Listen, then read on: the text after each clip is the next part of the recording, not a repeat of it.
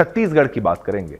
छत्तीसगढ़ में धर्मांतरण को लेकर गंभीर आरोप सामने आ रहे हैं, जिनमें कुछ संदिग्ध गैर सरकारी संगठनों एनजीओ की संलिप्तता उजागर हो रही है। मुख्यमंत्री विष्णुदेव साय ने स्पष्ट रूप से कहा है कि कुछ एनजीओ शिक्षा और स्वास्थ्य सेवाओं के नाम पर विदेशों से फंडिंग लेकर धर्मांतरण के कार्यों में लिप्त हैं। ये न केवल सामाजिक संतुलन को बिगाड़ने का प्रयास है, बल्कि देश की आस्था और संस्कृति पर भी कुठाराघात है। धर्मांतरण को रोकने के लिए राज्य सरकार जल्द ही कड़े कदम उठा सकती है।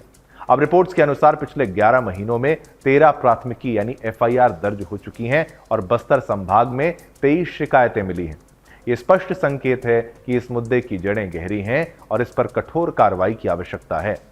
अशिक्षा, गरीबी और अंधविश्वास का लाभ उठाकर कुछ संगठन भोले भाले लोगों को बहलाने और जबरन धर्म परिवर्तन कराने की साजिश में लगे हुए हैं। ये केवल धार्मिक आस्था पर हमला नहीं, बल्कि समाज को बांटने और अस्थिरता फैलाने का एक सुनियोजित प्रयास है। इन फर्जी एनजीओ की फंडिंग की जांच कर ये सुनिश्चित करना आवश्यक है कि विदेशों से आ रहे धन का इस्तेमाल गलत उद्देश्य के लिए ना हो।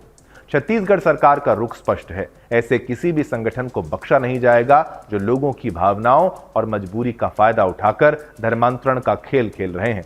आने वाले बजट सत्र में इस पर सख्त कानून लाने की तैयारी है, जो इस तरह की गतिविधियों पर रोक लगाएगा और दोषियों के खिलाफ कठोर दंड का प्रावधान करेगा।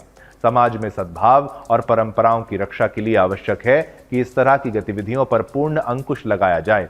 यदि धर्मांतरण को हथियार बनाकर किसी विशेष एजेंडे को आगे बढ़ाने की कोशिश की जा रही है, तो इसे लोकतांत्रिक और कानूनी तरीके से कुचलना समय की मांग है। सरकार की पहल यानी कि स्वागत योग्य है, लेकिन ये सुनिश्चित किया जाना चाहिए कि कार्रवाई प्रभावी हो और समाज को जोड़ने वाली शक्ति बनी रहे, ना कि तोड़ने वाली। देखिए, अब ये मुद्दा ऐसा है कि भाई एनजीओ तो आ जाते हैं बाहर से, लेकिन काम क्या वो करते हैं, बाहर से फंडिंग लेकर वो धर्मांतरण कर रहे हैं। और ऐसा खुलासा अगर हो रहा है तो अब सख्त कार्रवाई होनी चाहिए। और हम तो कहते हैं कि भाई हर एनजीओ की जांच होनी चाहिए।